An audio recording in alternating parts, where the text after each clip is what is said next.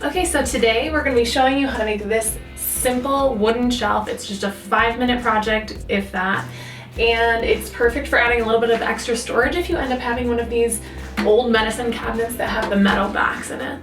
So I cut a piece of wood, it's 2.5 inches wide and 6 inches long, and then on the back side I just measured in 1.5 inches from each side and then to the center of the board thickness wise.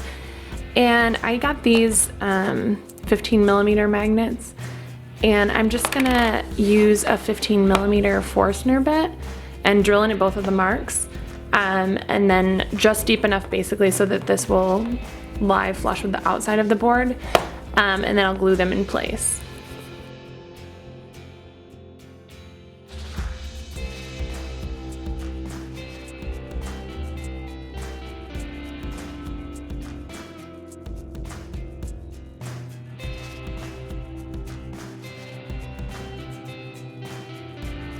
Okay, so this is how the 5-minute shelf looks, all styled in the cupboard.